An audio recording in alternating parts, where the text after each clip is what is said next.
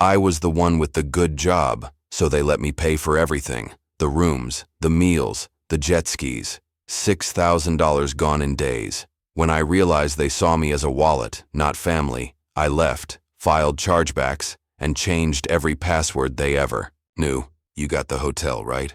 Just use your points. That's how it started. Not a discussion, not a question. Just a casual assumption that I'd be footing the bill. Again. We were planning a family vacation, something we hadn't done in years. A big, feel-good. We all deserve this kind of trip. My mom wanted beach sunsets. My sister wanted bottomless mimosas. My brother wanted jet skis. And me? Apparently, I was just the one who makes money. We'll pay you back, they said. Just easier. If one person books everything. I should have known better. I'd heard that line before. Every birthday dinner, every group gift, every holiday flight home. I'd swipe my card, and they'd throw me a thank you text that never came with a Venmo request. But I told myself it was different this time. This was a real vacation. Adults. Plans. Agreements. So I booked it all. Flights for 5. Premium seats. Because my dad's back, can't do basic economy. A suite at a beachfront resort. 2 connecting rooms. Ocean view. Dinner reservations. Spa appointments. Day tours. I even booked a dolphin encounter because my mom saw it on Instagram and said, "That looks magical." By the time we touched down, my card had taken a $5,000 hit before we even got our luggage. Still, I smiled, told myself it was worth it, told myself they'd settle up, they didn't. The first night I mentioned the total, casually, just floated it while we were sitting by the pool. "Hey, just so we're clear, I put down $5,000 already, so whenever you guys are ready." My sister cut me off. "You're the one who has a real job. I'm still catching up on rent." My brother laughed. "Yeah, banker benefits, relax, we'll figure it out." My mom gave me that look.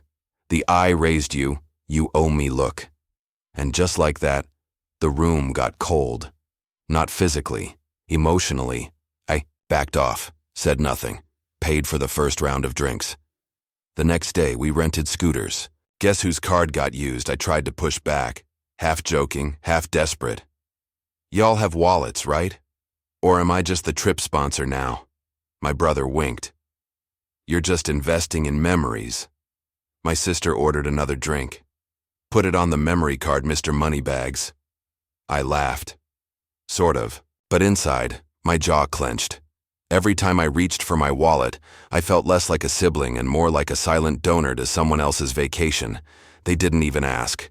They just expected. Room service? Charged. Gift shop? Charged. Jet ski deposit? Charged. Tip for the tour guide? Charged. By night 3, I wasn't relaxed. I wasn't on vacation. I was doing mental math every hour, and the thing that broke me wasn't the money. It was the normalcy of it. How natural it was to them, how comfortable they'd become with my sacrifice, how unshaken they were by my silence. They laughed louder than they had in years, took selfies, tagged me in photos like we were some happy, balanced family on a dream trip. I smiled in the pictures, but I felt like a stolen credit card with a face. And deep down, I knew something had shifted. This wasn't just another family trip. It was the last one they'd ever take on my dime. The thing about being the responsible one is that nobody ever checks if you're okay. They just assume you've got it. You're the stable one. You're the one with the good job. You always take care of things. It sounds like praise, but really, it's a life sentence wrapped in a compliment. On the morning of day 4, I woke up to 3 charges on my card.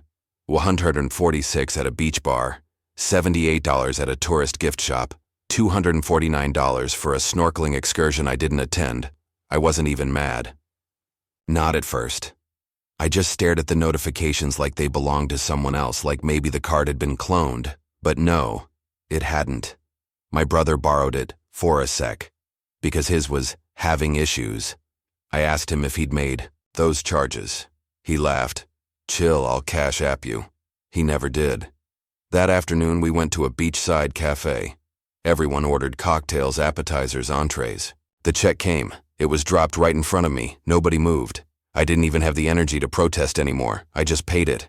And that's when it hit me. I'd become their vacation infrastructure. I wasn't their sibling on a trip. I was the credit line making it happen. I went back to the hotel that night and opened a spreadsheet. I listed every charge, every receipt, every unpaid expense. By day 4, I was at $5,123.71. I stared at the number for a long time. Then I opened another tab and booked a one-way flight home, not for the end of the trip. For tomorrow morning, while they were planning their boat ride, I was planning my exit. The next morning, I woke up at 5:30 a.m. No one else was up. I packed my bag in silence. No confrontation, no dramatic speech, no guilt trip showdown. Just packed, zipped, left. I took one last walk through the suite, pausing by the sliding glass door, watching the ocean I'd paid to bring them to. And I didn't feel peace. I felt hollow. I grabbed a hotel notepad. I wrote one word on it. Done. I set the keys on the floor by the door, took one photo. An empty hallway, my suitcase. The door slightly open, the sticky note in frame. I sent it to the family group chat and turned off notifications. Then I boarded the plane, alone. No text from anyone until I landed. The first was from my sister. You could have told us you were leaving. I didn't reply. I just filed the first chargeback. Hotel. Disputed excursion fees. Disputed food. Disputed rental deposit. Disputed anything I could justify as unauthorized, or at least deceptively charged to me. I flagged. I wasn't going to yell. I wasn't going to explain. I was going to pull the plug on the unspoken contract I'd been roped into my entire adult life, and it felt ruthless, but also righteous. Because silence had been costing me thousands, and walking away cost me nothing. The plane touched down just before noon. No welcome party, no drama, just quiet. I turned my phone back on while we taxied to the gate. 11 missed calls, 4 voicemails, a flood of texts. My sister, seriously, what is wrong with you? My mom, where are you? My brother, if this is your idea of a joke, it's not funny. And then the group chat lit up. My sticky note photo had landed. An empty hallway. Door cracked open. Keys on the floor. A single word scrawled on. Hotel stationery, done. I didn't answer. Not then. Not on the ride home. Not when I dragged my suitcase up the stairs and unlocked the front door of my apartment. The silence inside was sacred. I set my phone down, turned off notifications completely, and opened my laptop. Log. Out. Lockdown. Lock them out. First, I canceled every shared streaming service. Netflix, gone. Hulu, logged out on all devices. Spotify family plan, reduced to solo. Then the accounts. I changed every password I'd ever shared. Banking, delivery apps, rideshare, even the password to the Wi-Fi at the house. I canceled all pending transactions on my cards, turned off autopay, froze all access, and finally, I sat down with my credit card app and filed formal chargebacks for every vacation expense I could justify as misused or unauthorized. Flight upgrades I didn't agree to, room service I never ordered, rentals I didn't approve, tour add-ons they never told me about, disputed, disputed, disputed. By the time I was done, I'd contested nearly $3,700 worth of transactions, and then, for the first time in days, I exhaled. That evening the texts escalated. Did you really cancel everything? What are we supposed to do without access to the house? You left us with the bill. You're being a child. You've changed. The last one made me laugh. Yeah, I was done being the polite ATM, the default planner, the generous one whose generosity was treated like duty. I stared at the screen, thumb hovering over the reply box, and then I typed exactly what I needed to say. Your free ride just ended. I hit send. Then I blocked the entire group. That night I changed the locks to the house. Not out of spite, but out of clarity. I wasn't just cutting them off financially. I was disconnecting from the belief, that family gets unlimited access to you just because they share your last name. They had treated my generosity like a subscription service, and I had finally hit cancel. The next morning I had coffee alone, quietly, peacefully. No receipts, no guilt, no one waiting on me to cover this one too. And when I checked my email, the first message I saw was from my credit card company, Chargebacks submitted. Merchant has 10 business days to respond. I smiled. It wasn't revenge, it was reimbursement, and it was just the beginning. They landed 2 days later. I know, because the security cam on the front porch picked up the moment they tried the key, and the door didn't budge. The image is burned into my brain. My brother standing there in flip-flops dragging a roller bag. My sister fumbling with the handle. My mom behind them, sunglasses still on, jaw clenched. They looked confused at first, then angry, then insulted. And then, they checked their phones. By then the message had already gone out. "You could have told us you were changing the locks," my sister texted. I didn't reply with words. I sent a photo, an empty hallway, my old apartment door slightly open, keys on the floor, sticky note stuck to the baseboard. Done. Radio silence after that, for about 2 hours, then it began. The voicemails came in waves, starting quiet, then building. "We raised you better than this. Is this what you call family now? All over a few charges? You're so selfish. We're stranded here. We have nowhere to go." That last one, that's the one that nearly got to me. Almost. But then I remembered. I paid for every seat on that flight. I booked every room. I covered every meal. And they still made me feel like the villain. I didn't leave them stranded. I left them accountable. That night I got an email from the hotel. Apparently a second card on file, my brother's, had bounced. The bill was unpaid, and now they were contacting me for settlement. I forwarded them the chargeback documentation, attached screenshots of every dispute, itemized costs with annotations, labeled receipts, proof of departure before the final day, and the sticky note. I added one line. This was not a vacation. This was an unauthorized financial withdrawal. They never replied. By morning, I had 4 more texts from my mom. The last one said, "We don't know who you are anymore." And for once, that didn't hurt because who I am now. I'm someone who doesn't set fire to my future to keep other people warm. I'm someone who no longer confuses generosity with submission.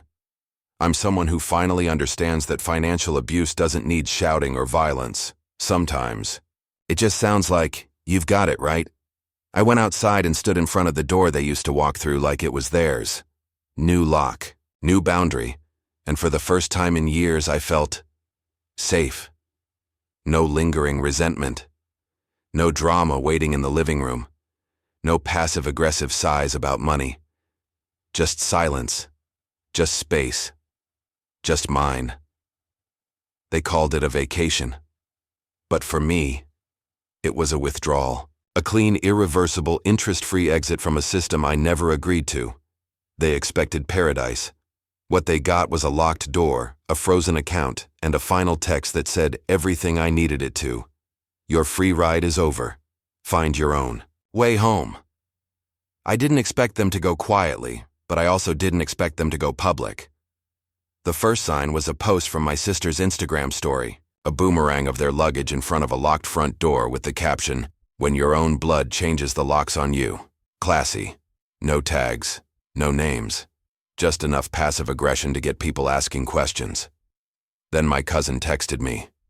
"Everything, okay? Your mom's not really saying much, but something happened? Something always happens when people get cut off from free labor." By the end of the day, my aunt had posted a vague Facebook status. "It's wild how you can do everything for your kids and still get thrown away like trash." 5 likes, 2 comments, 1 tear emoji.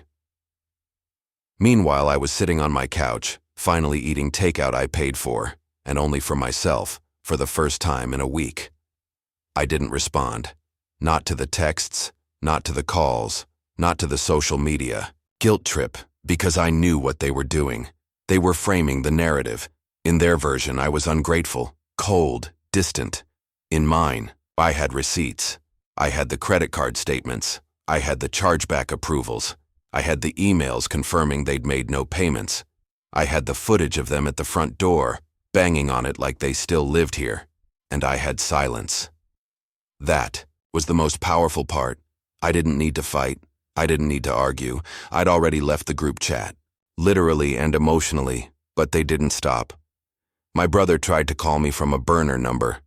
I picked up out of curiosity. His voice was calm. Too calm. Hey, just wanted to say, we didn't mean to take advantage. Silence. I mean, yeah, we could have helped more, but you really didn't have to blow the whole thing up. I stayed quiet, he went on. You know Mom's been crying. She says you ghosted her. I finally spoke. Calm. Surgical. You ever think maybe she should have cried when she watched me pay for everything? Click. He hung up. I blocked the number, because I wasn't playing chess with people who thought I'd always be their king. They were used to having control over the board. Now, they weren't even in the game. Over the next few days, the stories shifted. Suddenly, it wasn't about money. It was about abandonment. He left us in a foreign country. He locked us out of our own family. He's been acting different, for a while. They told their version with tears. I told mine with timestamps. When a mutual friend messaged me asking for my side, I sent her a PDF labeled vacation statement. She opened it, didn't say a word, just replied, "Got it." One by one, the noise died down. The Facebook posts stopped. The texts slowed. The stories expired. Not because they forgave me, but because they lost access. They didn't miss me. They missed what I used to pay for. But I wasn't interested in bankrupting my soul to buy their approval anymore.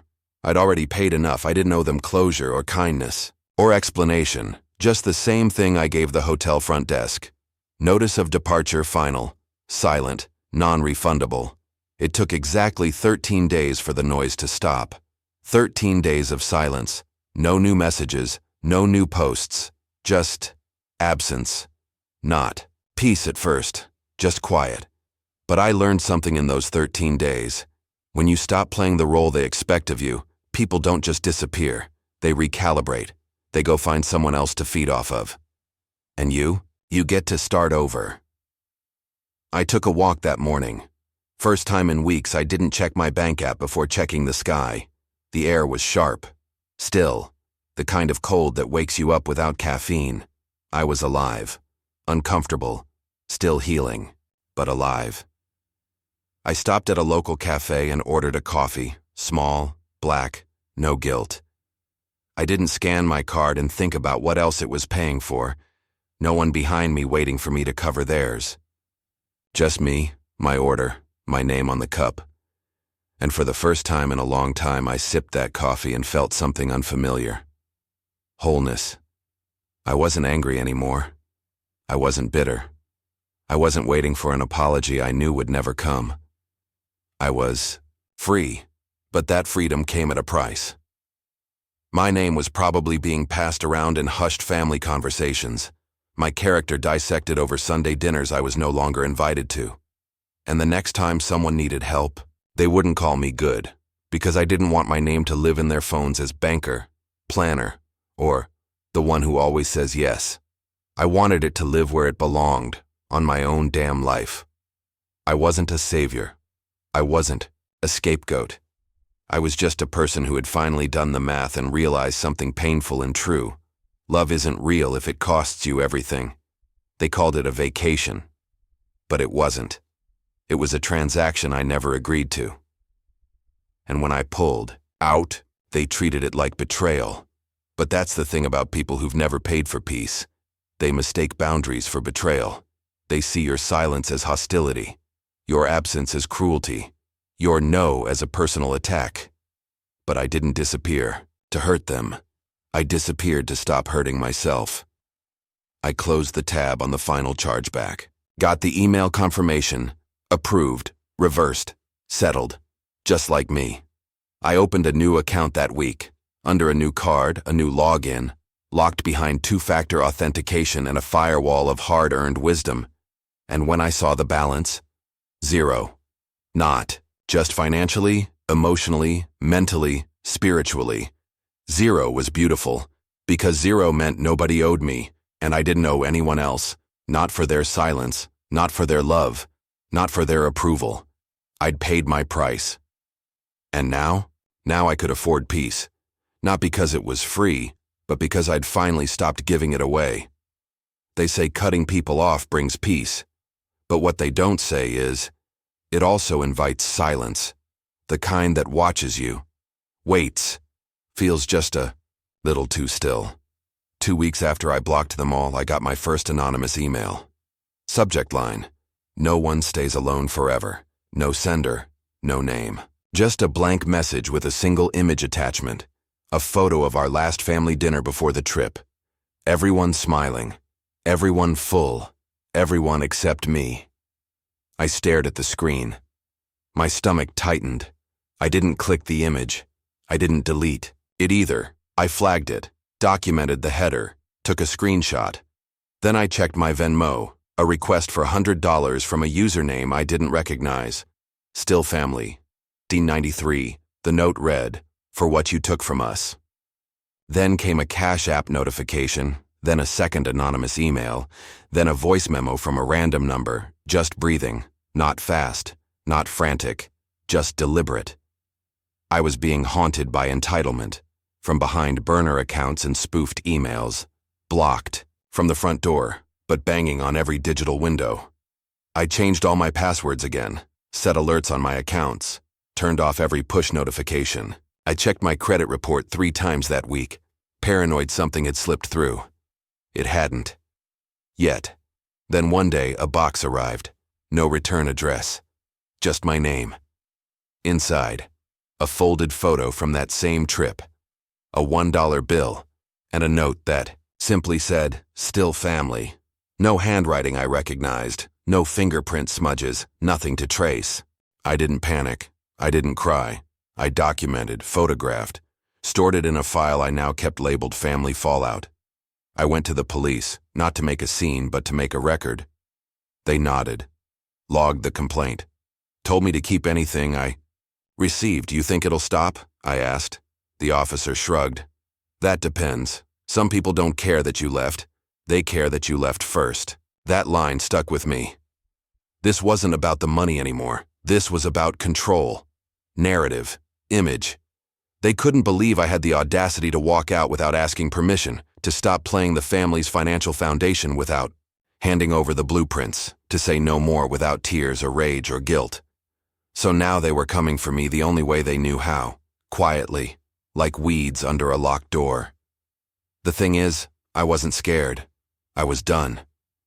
I opened a new email account, changed my number, told my landlord if anyone came asking for me they didn't exist, and then I made one more change. I closed the bank account that every family member had ever known, opened one in a new name. My legal name. Clean, unconnected, untouched. Because it turns out, you can't borrow what you can't find. And if they were still trying to reach me, still hoping I'd snap, fold, respond, they'd be waiting forever. Because I wasn't just blocking them from my phone, I was blocking them from my life. It was the kind of voicemail you don't delete. Not because it's important, because it's predictable. "Hey, it's Mom. There's something you need to know. It's about the will. Call me." That was it. No, how are you? No, we miss you. Just 4 words wrapped in legacy and leverage. It's about the will. I didn't call back. Instead, I let it sit for 3 days. And when I finally checked my email, there it was. Subject line: legal notification, estate planning revision, family trust. A cold, formal reminder that when people can't access your emotions, they'll try to bait your future. Apparently, there'd been movement in the family estate. My name had been removed from a share allocation. No explanation, no conversation, just erased. I smiled, because that told me everything. It wasn't punishment, it was proof. Proof that all those years I'd been the stable one, the planner, the provider. They weren't about love. They were about utility. And now that I was no longer convenient, I was disposable.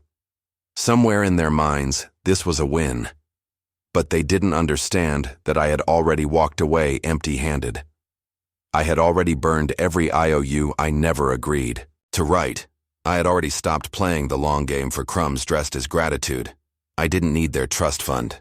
I needed their silence, so I replied, briefly, directly, and permanently. Let them have it. I've already inherited the best thing you couldn't give me. Peace. Then I closed the laptop, poured a cup of coffee, and booked a one-way flight.